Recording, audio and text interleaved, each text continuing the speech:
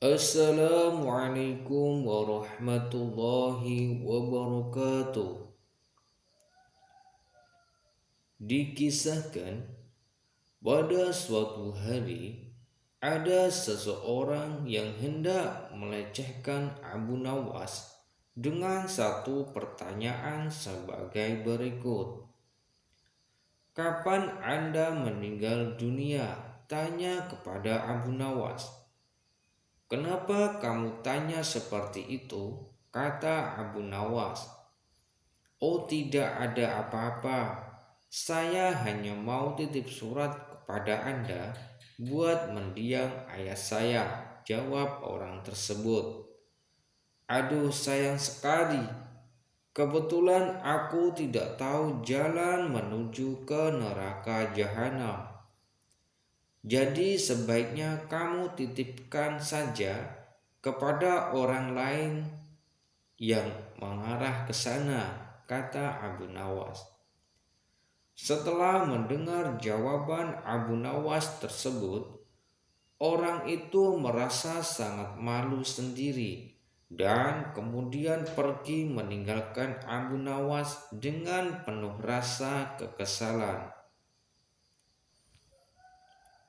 Pada suatu hari, Abu Nawas diundang Baginda Raja dalam sebuah jamuan makan di istana bersama permaisuri-permaisuri kerajaan.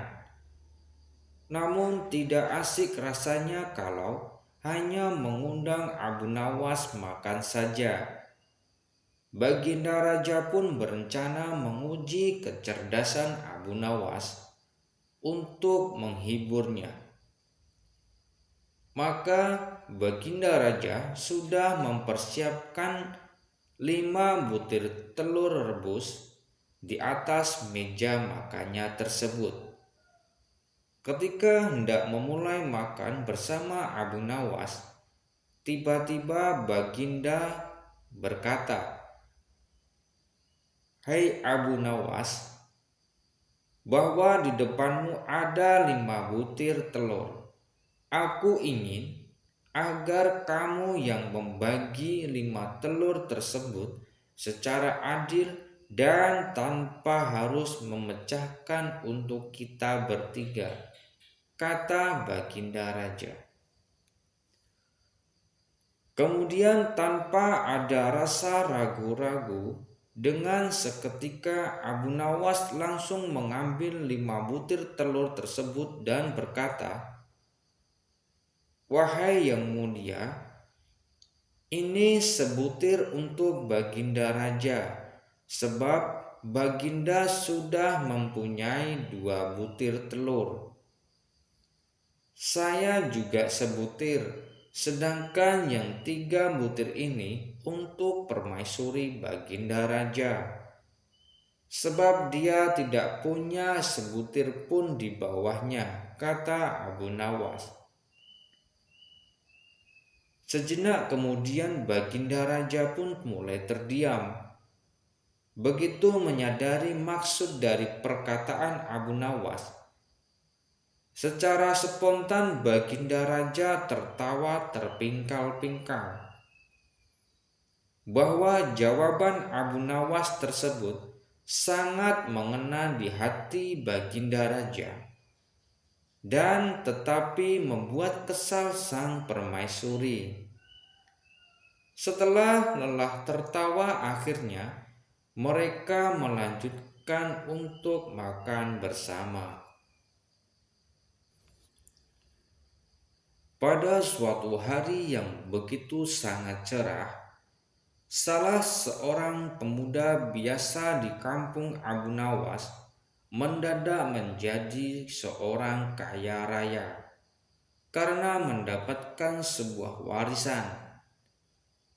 Sejak itu pula kehidupannya berubah total. Banyak orang-orang di sana yang ingin menjadi temannya. Pemuda itu mulai membangun sebuah rumah yang sangat besar, di mana di dalam rumahnya diisi dengan banyak barang-barang yang berharga dan mewah. Ia pun memperkerjakan beberapa pembantu di rumahnya tersebut. Berita akan kekayaan si pemuda ini cepat tersebar hingga ke pelosok desa. Dan banyak masyarakat kagum akan megahnya rumah yang dia bangun tersebut. Akan tetapi, bukannya mengelola dengan baik harta yang telah didapatkannya itu, sejak pemuda itu tinggal di rumah mewah itu, ia menjadi sering membuat pesta di rumahnya. Teman-temannya pun terus merayunya agar mengadakan pesta yang lebih meriah pada hari-hari selanjutnya. Pemuda itu tidak menyadari jika harta-hartanya dari hari ke hari semakin menipis karena telah digunakan untuk berpesta-pesta. Setelah lama kemudian hartanya pun mulai habis. Ia bahkan tidak sanggup membayar seorang pembantunya. Maka akibatnya teman-temannya itu mulai menjauhinya. Ia pun mulai menyadari bahwa kesalahannya, kini ia hidup sebatang kara. Pada suatu hari, ia berencana menemui Abu Nawas untuk meminta nasihat. Ia pun segera berjalan kaki menuju rumah Abu Nawas. Setelah sampai di sana, ia langsung disambut oleh Abu Nawas. Ia pun langsung mengutarakan maksud dari kedatangannya. "Wahai Tuan Abu Nawas, uangku sudah mulai habis dan kawan-kawanku telah menjauh meninggalkanku. Apa yang seharusnya aku perbuat?" tanya pemuda itu. "Janganlah kamu khawatir, segalanya akan kembali seperti semula. Tunggu saja beberapa hari ini, kau akan kembali tenang dan bahagia," kata Abu Nawas. "Apa maksud Tuan saya akan segera kembali kaya?" tanya pemuda itu girang. "Bukan seperti itu maksudku. Kau salah tafsir.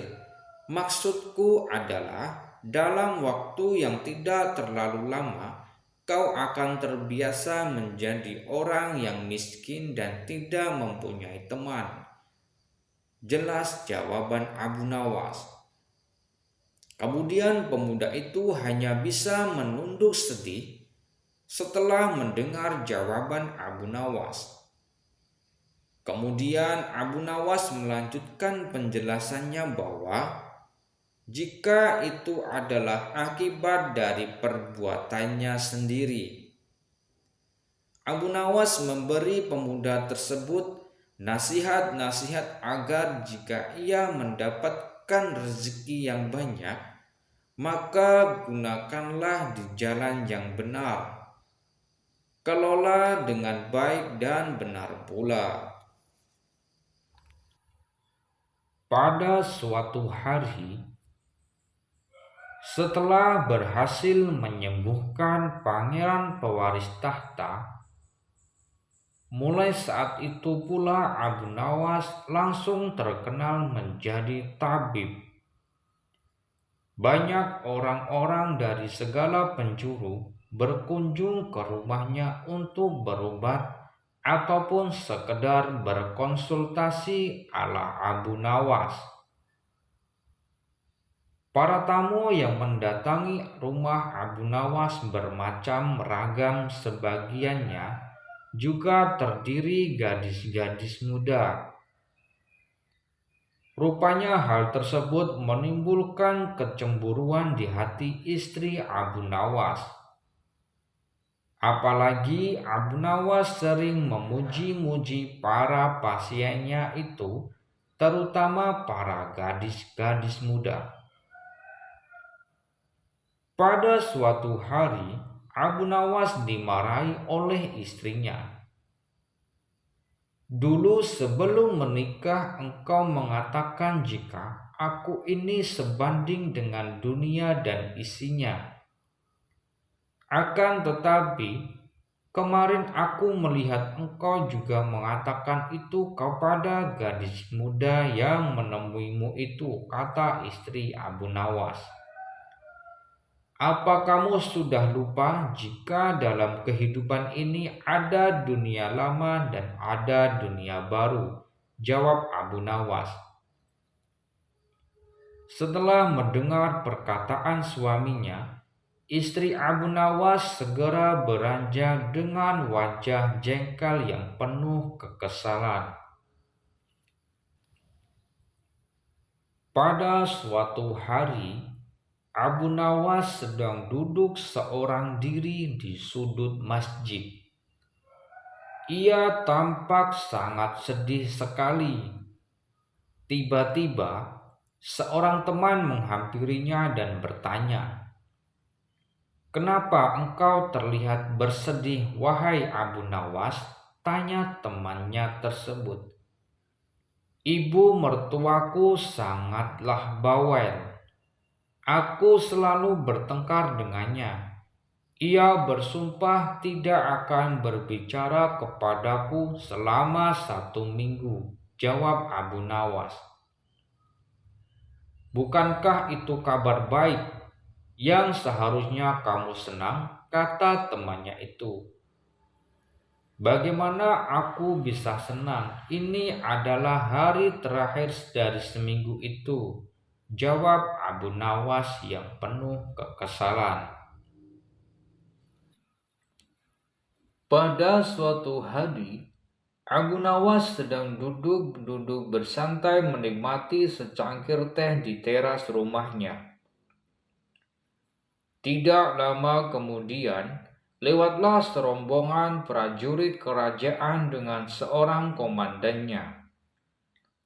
Melihat Abu Nawas yang sedang duduk bersantai, sang komandan pun berhenti dan bermaksud menemui Abu Nawas untuk menanyakan sesuatu.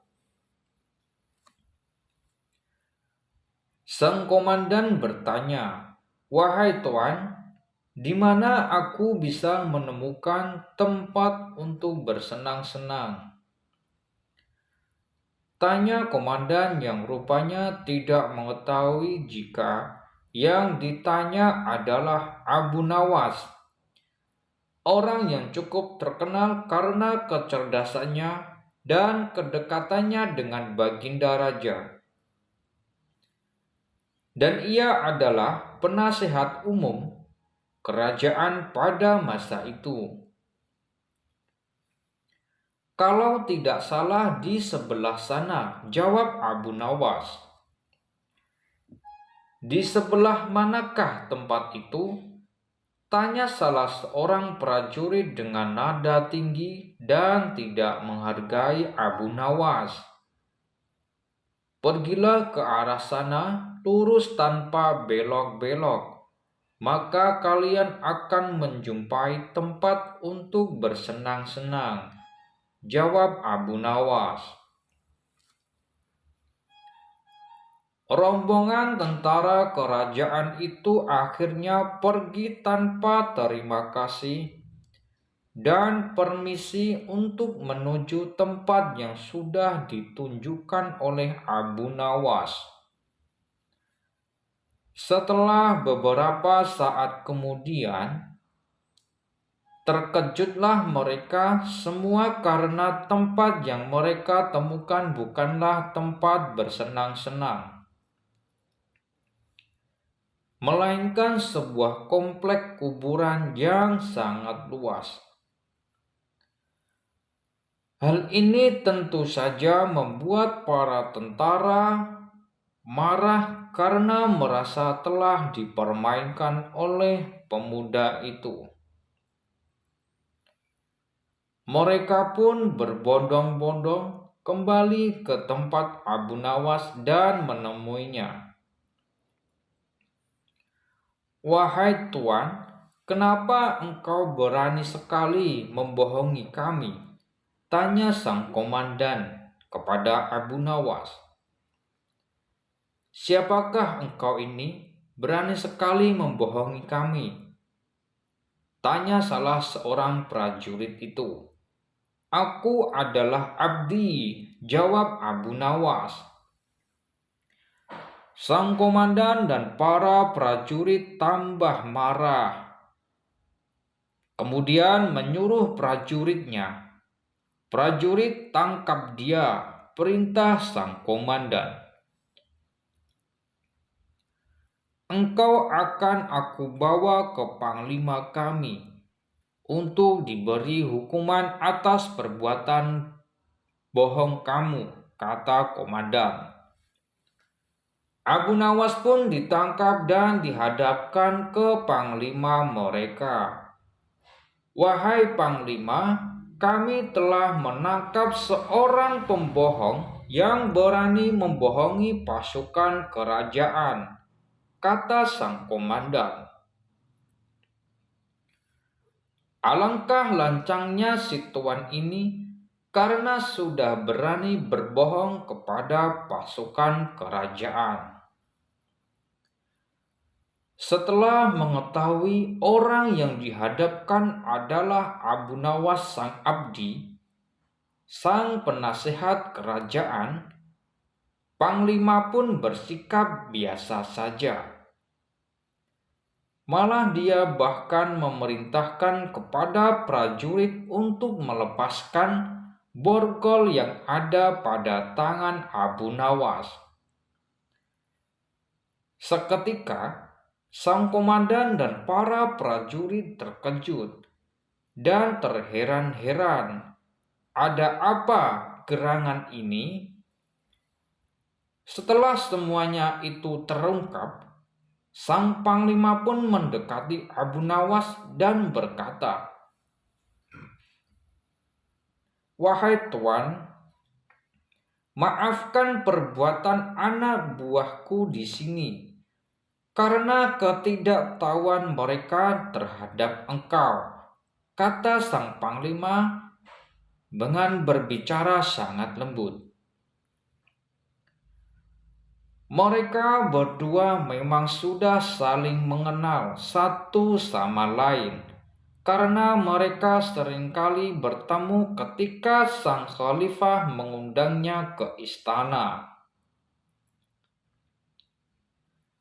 Betapa terkejutnya sang komandan dan para prajuritnya setelah mendengar permintaan maaf sang panglima.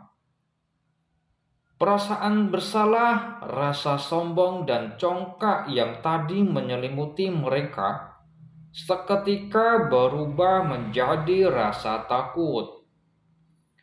"Wahai tuanku Abu, sebenarnya kebohongan apa yang mereka sangka kepadamu?" tanya sang panglima.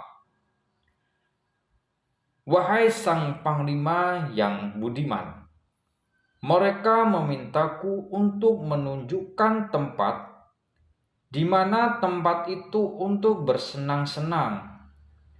Tentu saja aku tunjukkan kuburan, karena kuburan adalah tempat yang lebih baik bagi orang-orang yang taat kepada Allah Subhanahu wa Ta'ala. Di sana pula dia akan mendapatkan hidangan yang nikmat dari Allah Subhanahu wa Ta'ala, terbebas dari rasa fitnah, kejahatan manusia, dan makhluk lainnya," jawab Abu Nawas dengan penuh ketenangan. Sang komandan pun segera mendekati Abu Nawas dan berkata, "Maafkan hamba tuanku Abu Nawas. Andai saja aku mengetahui sebelumnya bahwa Tuan adalah Tuan Abu Nawas, sang penasehat kerajaan, tentu saja kami tidak akan berani membawa Tuan Abu ke hadapan sang panglima kami. Wahai komandan, apakah aku telah membohongi kalian? Bukankah aku berkata benar? Aku adalah abdi, sang penasihat kerajaan. Dan setiap orang adalah abdi Allah Subhanahu wa Ta'ala, termasuk kalian semuanya. Oleh sebab itu, bersikaplah sopan kepada setiap orang yang kamu temui, tanpa harus membeda-bedakan, kata Abu Nawas. Anda benar, Tuanku Abu, jawab sang komandan. Sang komandan dan prajurit telah menangkap Abu Nawas dan merasa sangat malu. Sebagai permohonan permintaan maaf, mereka kembali mengantarkan Abu Nawas untuk pulang kembali ke rumahnya. Pada suatu hari yang begitu indah, di mana hari itu Baginda Raja sangat senang melihat ayamnya yang bertelur. Ia kemudian memerintahkan pesuruh kerajaan untuk mengumumkan sebuah sayembara di mana yang diadakan oleh kerajaan. Dalam sayembara itu peserta akan diberikan pertanyaan dan harus memberi jawaban yang tepat. Jika tidak, maka peserta akan dihukum. Dan jika peserta bisa memberikan jawaban yang tepat serta bisa diterima oleh akal, maka akan diberikan hadiah besar berupa 1 pundi penuh uang emas. Mendengar hadiah besar yang sangat ditawarkan itu, maka sangat banyak rakyat yang berkeinginan untuk mengikuti sayembara itu, terutama orang-orang miskin. Akan tetapi mengingat hukuman yang akan diterima jika peserta gagal membuat mereka mengurungkan niatnya untuk mengikuti sayembara itu, pantaslah ketika hari H tiba hanya 4 orang yang berani mengikuti sayembara dan Abu Nawas termasuk salah satu di dalamnya.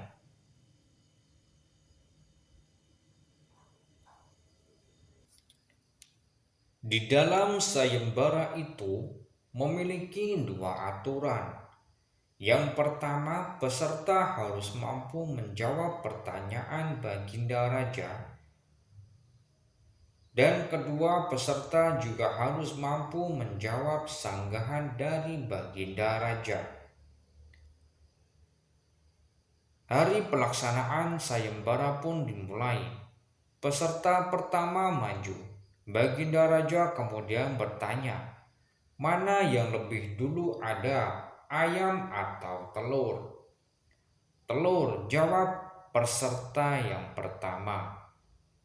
Kemudian apa alasannya? Tanya Baginda Raja.